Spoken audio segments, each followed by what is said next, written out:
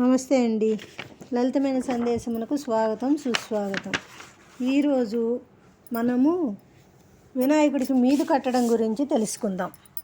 మనం ఏ శుభకార్యం చేసుకున్న అక్షరాభ్యాసం, గృహప్రవేశం, శంకుస్థాపన, ఉపనయనం, వివాహం ఇలా ఏ శుభకార్యానికైనా అనుకుని ముహూర్తం పెట్టించుకోవడానికి వెళ్ళే ముందు రోజు పసుపు వినాయకుడిని పూజించి పసుపు తడి చేసుకొని ఉండగా చేసుకొని అందులోకి వినాయకుడిని ఆహ్వానించి అన్ని ఉపచారాలతో పూజించుకోవాలి. తర్వాత కొత్త తుండుగుడ్డ తెల్లది తీసుకొని అంచులకు పసుపు రాసి 5 సంఖ్యగా మనకు ఖర్చు అయ్యేదాన్ని బట్టి బియ్యం పోయాలి. ఎక్కువ ఖర్చు అయితే సోలలు పోసుకోవచ్చు. ఖర్చు కావు అనుకుంటే చిన్న గ్లాస్తో 5 గ్లాసులు పోసుకోవచ్చు. బియ్యము, 2 ఎండు ఖర్జూరాలు, బెల్లము, ఒక చిన్న ముక్క, 4 వేళ్లతో పెసరగింజలు, 11 రూపాయి బిళ్ళలు వేసి, నాయన వినాయక, మా ఇంట్లో ఈ ఫలానా శుభకార్యం అనుకుంటున్నాము, నిర్విఘ్నంగా ఈ కార్యం జయప్రదం చేయి తండ్రి అని దండం పెట్టుకొని మూట కట్టాలి. తర్వాత కర్పూర హారతి ఇచ్చి అవి పక్కన కార్యక్రమం అంతా అయ్యేదాకా కదల్చకుండా ఉండేట్టుగా ఉంచాలి. ఇప్పుడు పక్కన ఉంచితే పురుగులు పడుతున్నాయి కాబట్టి ఫ్రిడ్జ్లో పెట్టుకోవాలి. అక్షరాభ్యాసము, గృహప్రవేశం, శంకుస్థాపన ఇలా ఒక రోజులో అయిపోయే కార్యక్రమాలకి వెంటనే చేసుకోవచ్చు.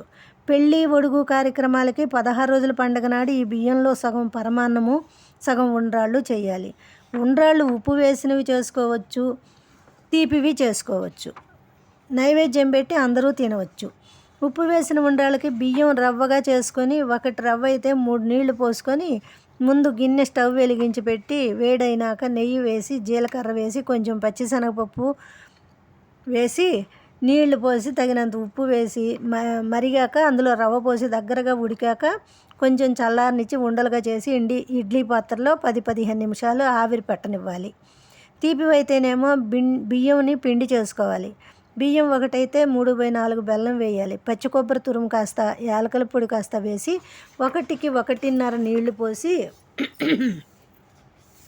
నీళ్లు మరిగాక పిండి ఉండలు కట్టకుండా బెల్లము, కొబ్బరి, బియ్యం పిండి వేసి కలుపుకోవాలి. ఇది కూడా దగ్గర పడ్డాక కొంచెం నెయ్యి వేసి కలుపుకొని చేతికి నెయ్యి రాసుకుంటూ చల్లారాక చిన్న చిన్న ఉండలు చేసి ఇడ్లీ పాత్రలో ఉడికించుకోవాలి.